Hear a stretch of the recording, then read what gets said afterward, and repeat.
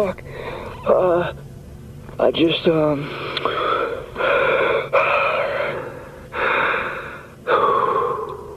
I just woke up to the sound of my own screams. The lights are still on. I must have fallen asleep with them on.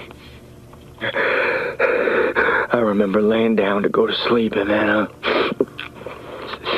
figure appeared in the corner of my room, bearded and wearing oil-soaked coveralls, blackened and rotten, and a tattered red scarf around his neck. The scarf, it was familiar, but I couldn't place it.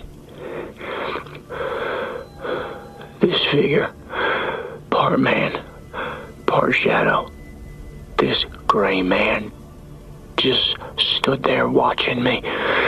His body was stooped. His face was too long.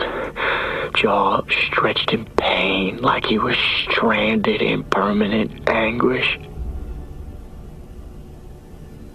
I was paralyzed in my bed while the gray man came closer and closer. Not walking, just somehow closer. Christ. August 2nd, 3:33 a.m.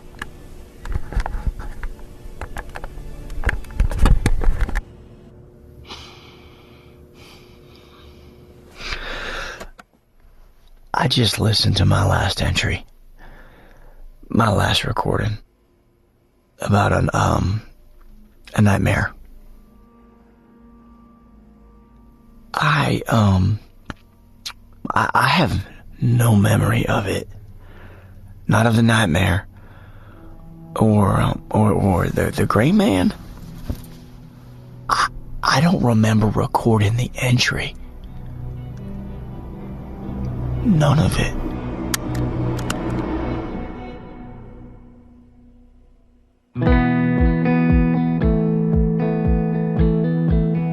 I tried to stay away, but it found me. It's been pulling me back ever since. And I know in my core that it's not gonna stop until I see James Fincher set free. A ghost in the mirror.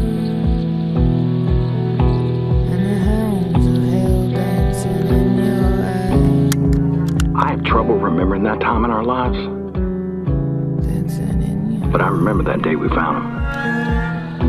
The mouth sings tar, a river of evil, proclaimed inside and tells the... But if you want to find out who was behind this, you should find out what Smith knew.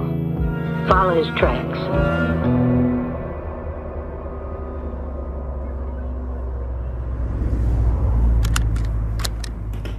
August 2nd, 2021.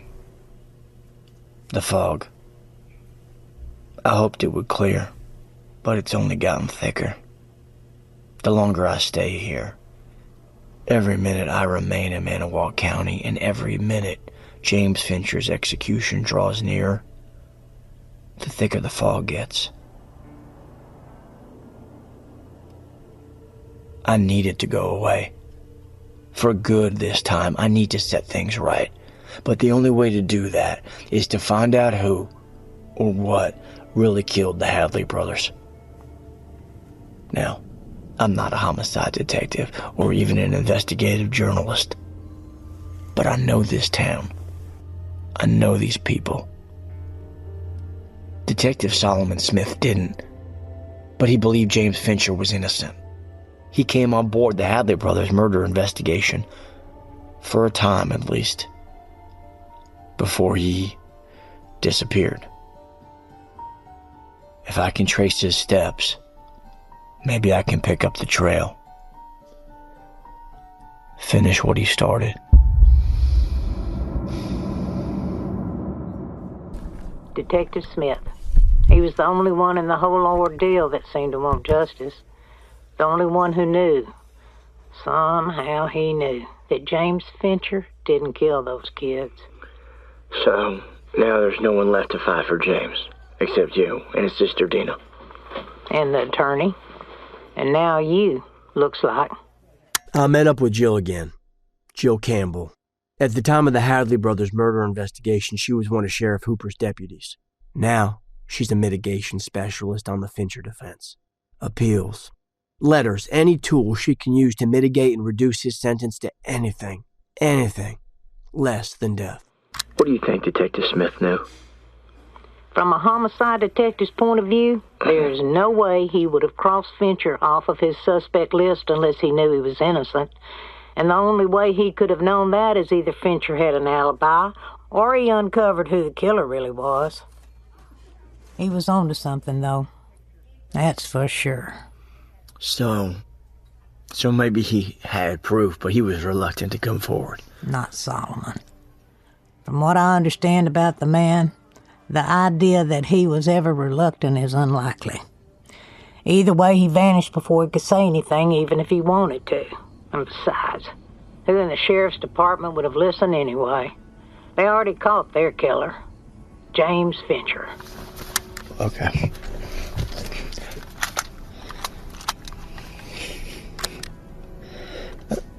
August 3rd, 3:34 a.m.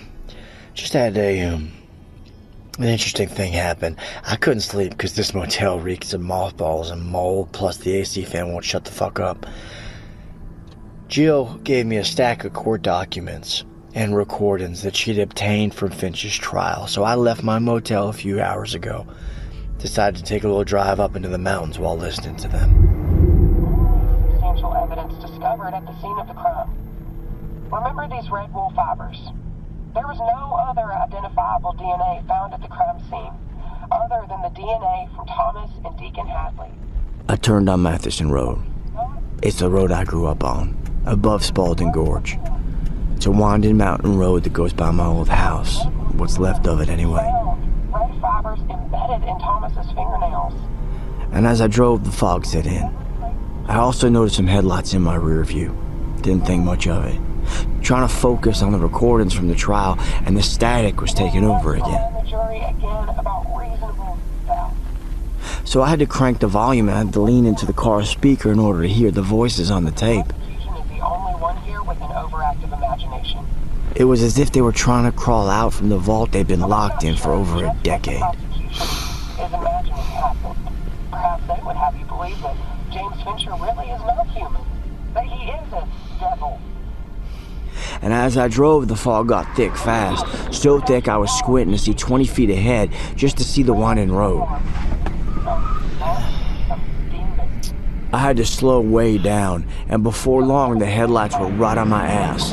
God damn it. I couldn't make out the car, but when I looked back at the road, the gray man.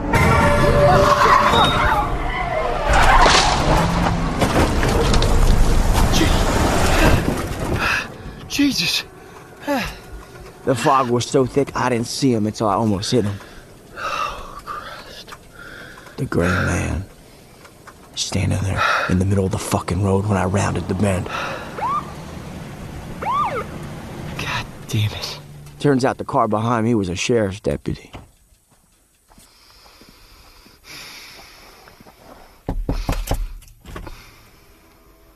Evening, officer. Thanks for stopping. There was a figure just standing in. So the prodigal son returns. Excuse me. Wait. Tapper? Dooley Tapper? Julian.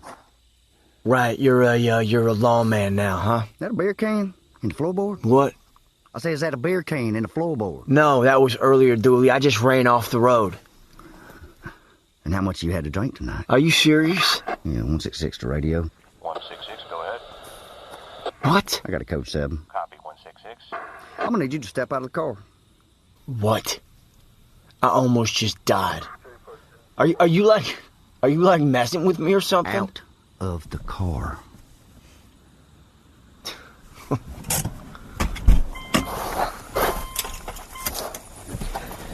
Walk to the back of the automobile. Jesus. Well, I gotta make sure you're safe to operate this vehicle. You gotta be kidding me. Now, what you doing back here anyway? Thought we run you out of town for good. Oh, don't worry, I'm just visiting. Yeah, who? My mother's grave. How the hell is that fucking relevant to you making me walk a line, Dooley? Well, hell, I'm just making conversation is all. What was you so nervous for? What? I'm not... Look, I just ran off the fucking road, for Christ's sakes, man. You ain't been smoking none of that wacky weed, have you? What? No. I know you and Tyler Wilson used to light up back in the day. And you didn't? If I put a sniffing dog in your car, what am I gonna find? Illegal drugs, maybe? Nope. And you don't got no concealed weapons on you? Anything like that? No. You sure? Oh, you know what? I forgot about the nunchucks. You want to pat me down, Dooley? No, you'd like that, wouldn't you? Don't get smart with me, Solace. Just turn and face me, put your feet together with your hands down by your side. Yes, sir. All right. Follow the tip of my finger with your eyes without moving your head. Do you understand? Yep. Did I pass? I guess you can hold your liquor better than you used to could. We done? See, I thought you were maybe in town for the big show. To see your old buddy James Fincher get the jab. I know you two was thick as thieves in those days. It's gonna be quite the spectator sport. How long were you following me? What's that? You've been tailing me for a while. How long you been following me? Look, we were never that social back in the day, but because we do go back a long ways, I'm gonna give you a bit of advice. Between you and me, I wouldn't go digging around stirring up trouble if I was you. It's best if you just let things play out the way they're supposed to. The way they're supposed to?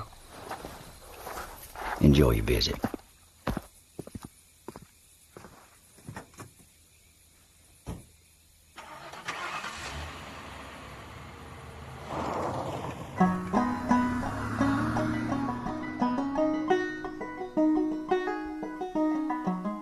August 3rd, 1:20 p.m. The smell of this damn mountain air. The mind flashes back. And there are some good memories, but mostly the town feels haunted. I can feel the aches of old grudges in my limbs. No matter how much I've tried to repress them, all the old feelings slither in my gut like snakes. Rage, sorrow. I'm trying to remain calm, objective, impartial. I'm trying to assume a moral ambiguity here, even as I recall the lowest, most unforgivable types of people that still inhabit this town. Anyway, I'm supposed to meet Joe Campbell for lunch, but I'm late. I overslept. Doesn't feel like I've been asleep at all, though. I finally passed out around 7 this morning listening to the police interrogation tapes.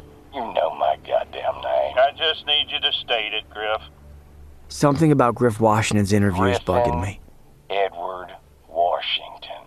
There. Wasn't so hard. We appreciate your cooperation. We just need your help. Right now we need all the intel we can get. Fine. But it don't seem like you're asking for my help. That dog of yours, he was pretty messed up, Griff. There's a lot of blood. He's a mean son of a bitch, Sheriff, but he's a good dog. We had to sedate him. That's probably for the best. I have to cage him, and I don't want him to get into fights and hurt animals or people or anything. When's the last time he got into a fight? Hell, I don't know. He got loose. He got loose. And he just came back all torn up. Yep. Hell, that dog's face looks like ground beef for Christ's sake. Look, I don't know what to tell you, Kirby. Those kids broke the law, not me. They were trespassing on my goddamn property, all right? My property. Now, what happened to them is a real tragedy. And I feel for their mom and daddy. That ain't no excuse to go violating my rights. How exactly are your rights being violated? I'm being held against my will.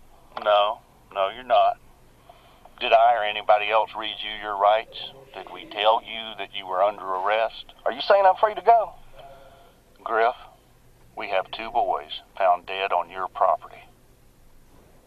Now, all I ever asked for was your help, but you kept a dog that you knew to be vicious. That's on you.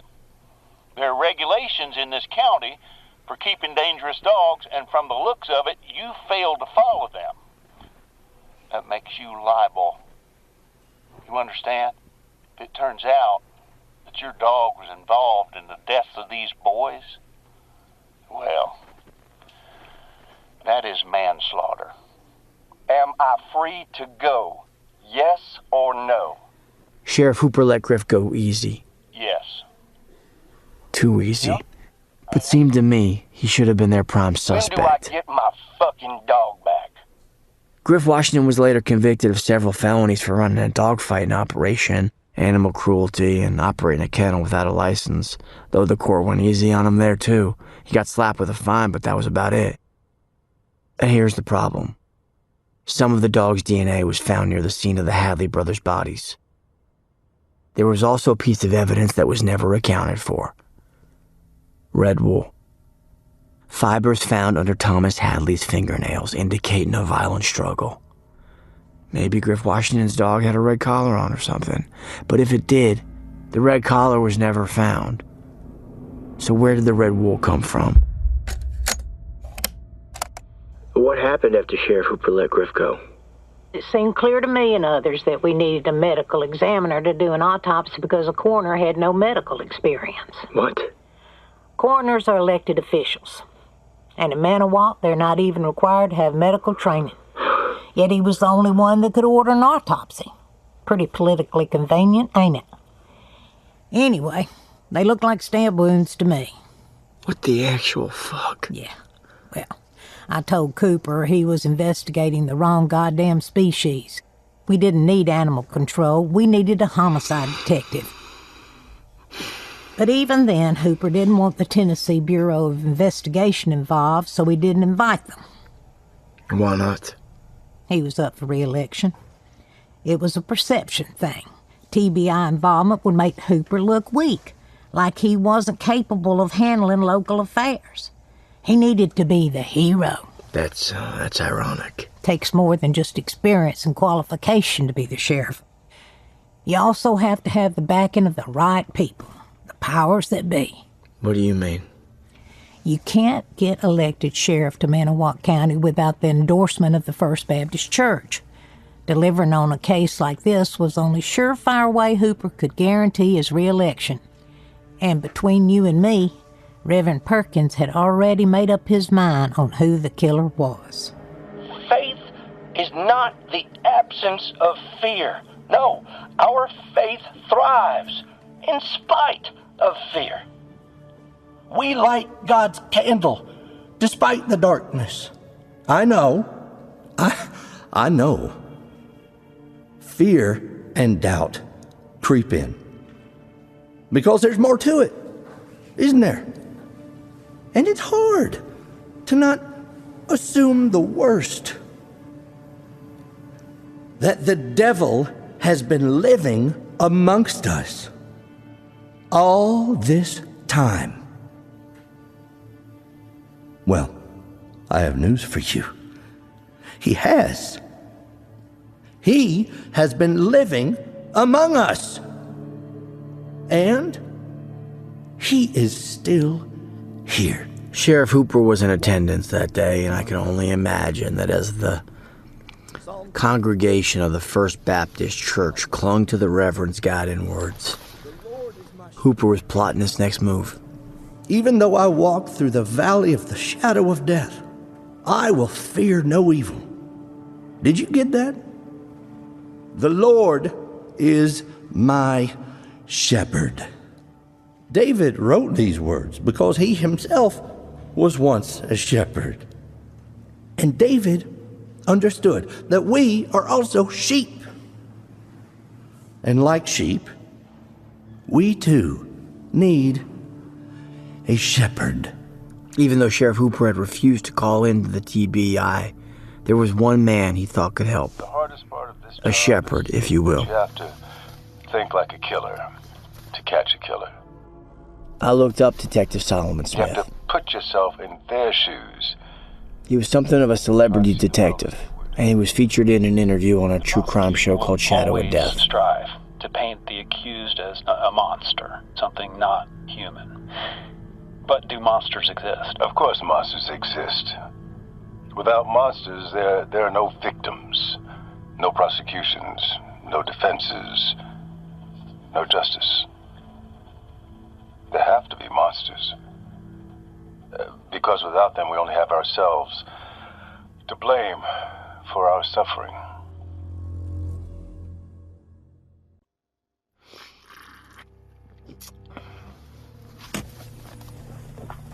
Smith was a lawman from Atlanta.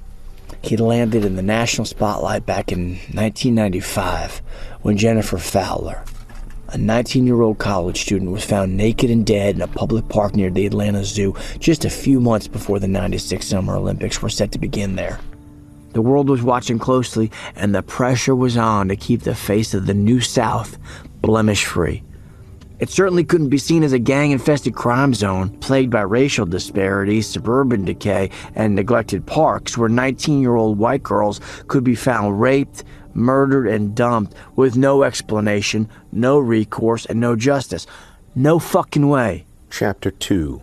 This is from the true crime novel Murder in the Park by Douglas Berger. Jennifer Fowler had been in the city for less than a month. She was found face down in the red clay a few blocks from the Zone 3 police precinct. The buzz at the APD was that they needed to be out in front of this. They needed a clear and direct display of strength, efficiency, and intelligence. Enter Detective Solomon Smith. He was specifically good at understanding how a killer thinks and deriving motive from the evidence, and his predictions about a killer's next move were spot on. He knew that in cases like Jennifer Fowler's, the perpetrator would often revisit the scene of the crime, perhaps trying to relive the moment, the passion, the excitement, perhaps taking pleasure in the power trip of standing close enough that he could watch the cops scratch their heads. Solomon also knew that murder is an intimate act. If you think about it, it's probably one of the most intense human experiences that can be shared by two people. And not just in the instant of the actual killing. The relationship that develops between a killer and a victim is complex. Just think of the proximity, the extremity of the circumstances that the victim and the killer navigate together. Think of the negotiations, the expectations and disappointments, the lies, deceptions, manipulations, the power plays and the pleas, not to mention the physicality of murder itself.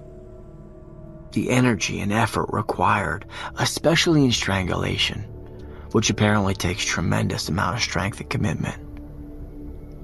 But Smith was right. Jennifer Fowler's killer did come back to the scene of the crime. Detective Smith was already thinking like the killer. He took his time surveying the crowd, the onlookers, especially the men, especially the ones who were alone, especially the one across the street sitting in his green Volkswagen, for an hour, watching. The post-mortem indicated that Jennifer had died at approximately 4:48 a.m., and because there was indication of a struggle, the body hadn't been moved. Smith awoke at 3 a.m. with an idea. He had a newborn at home, and regular sleep was impossible, so before dawn he would drive to Grant Park, and from 4:30 to 5:30 he'd sit parked 3 blocks from the spot where Jennifer's body was found. He did this for 6 weeks, every morning, sitting with his thermos of coffee, a Bojangles chicken biscuit, and the Atlanta Constitution, waiting. It was near enough to the zoo you could hear the lions roar as the sky grew lighter. And soon enough, there it was, that green '76 Volkswagen. The driver could have been innocent, a resident of the neighborhood, but then he stepped out of his car and walked hesitantly to the exact spot where Jennifer was found. He just stood there, staring at the ground. Solomon ran the plates. The owner of the car was Richard Rydell.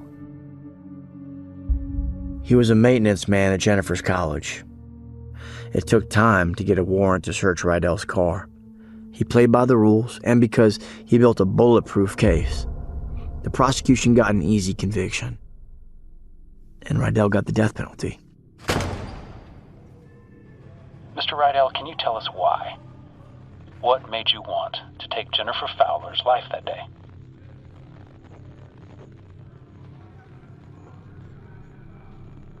I want to answer all your questions. Go on. I just had to.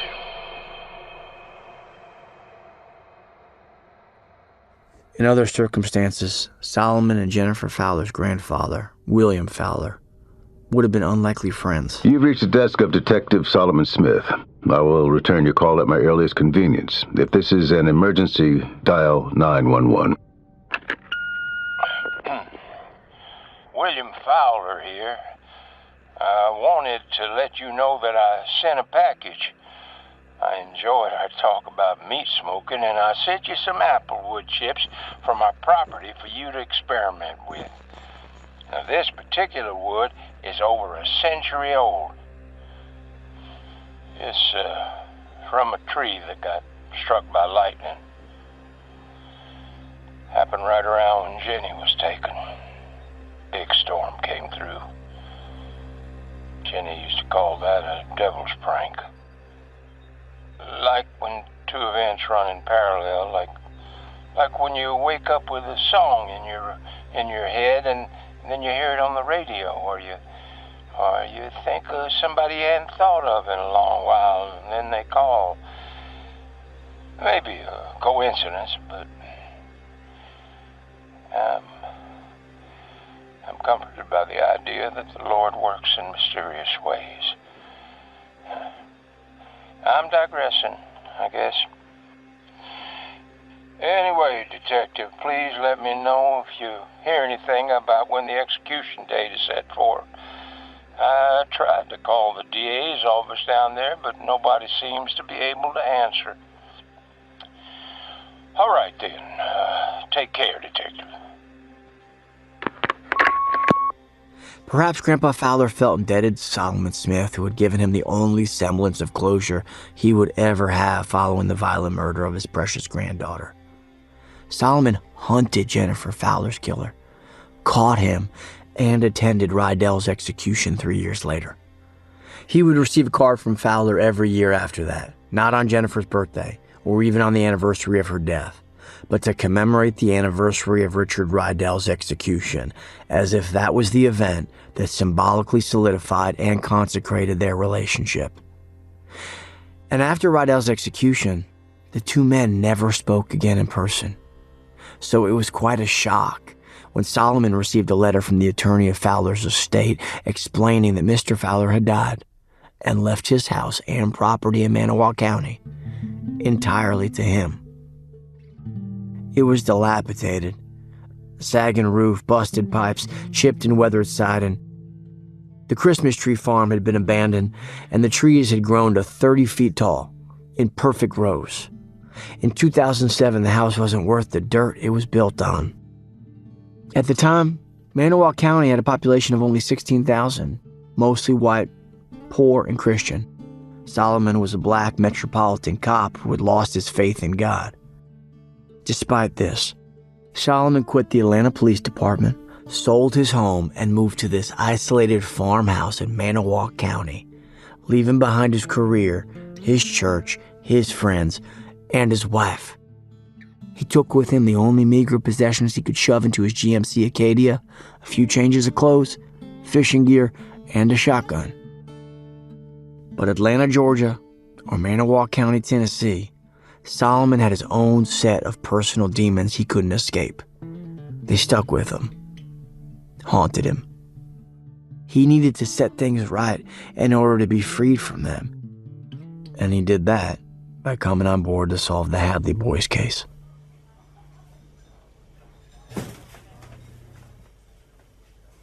Mantawauk County had experienced occasional homicides, like once every couple of years, usually drug-related meth.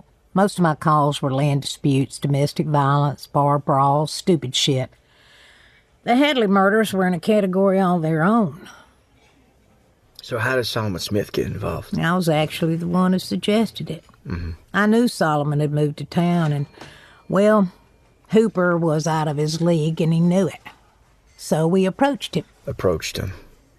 He didn't have a landline or nothing, so we just drove out there, knocked on his door and asked him. He said no at first. How did you get him to agree? Well, we played him the audio. retrieved from Deacon Hadley's cell phone. It's hard to make out, but you can clearly hear Deacon talking to someone right before he gets murdered. Talking to someone? Yes, pleading for his life. It was pretty gruesome.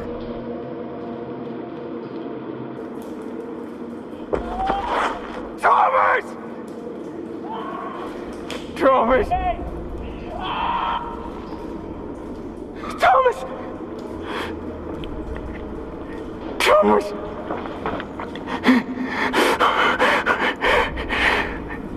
Thomas!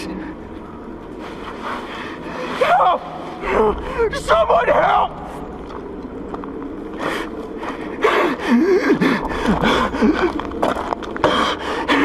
Help me. Help me. Oh man, why are you just standing there? What are you doing? Wait. I'm sorry. I'm sorry. Please. Please. I'll never. Just let me go. Just let me. Oh my God. Help me.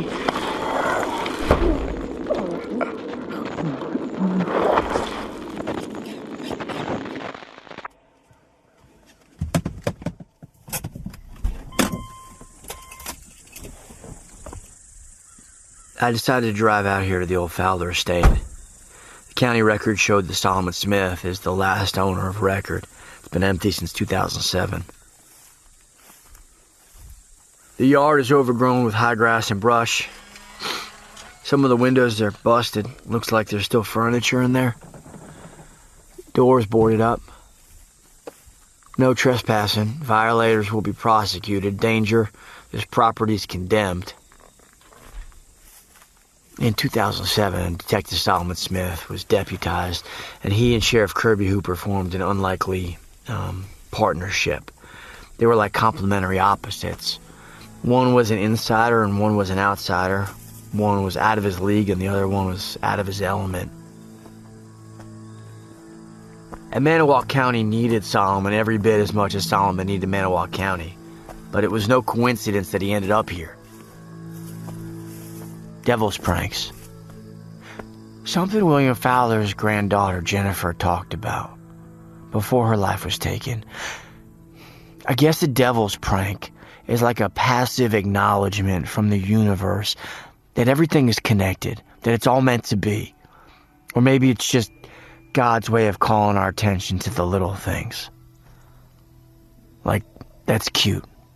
But I don't think so.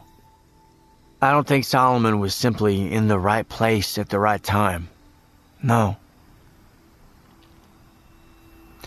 I think maybe he was summoned. And on some level, deep down in his psyche, he knew. Had to know. Inheriting Fowler's land. Moving to Mantawauk County. That's too neat to be a coincidence.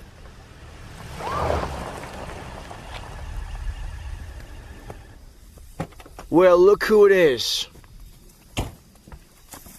Duly Tappert again. Maybe you didn't see the sign. No trespassing. My bad, Dooley. Yup. I just saw the signs there on the porch. Don't worry, I'm leaving. Mm-hmm.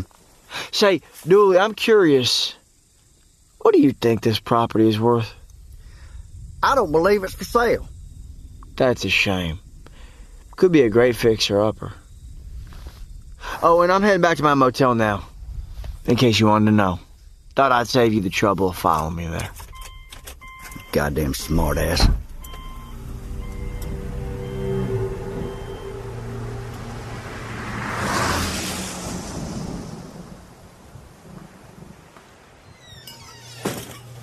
Solomon Smith. I'd never seen people around here treat a black man with so much respect. He was kind of a celebrity cop, and he caught the man who killed Jennifer. Jennifer Fowler. You knew her? We were in grade school together. I knew Richard, too. Richard Rydell? What do you mean? Well, he was a janitor. Worked at Carter. Rydell? Worked at Carter High. Yeah. You didn't know that? Richard Rydell was from Mantawauk County. He was from here.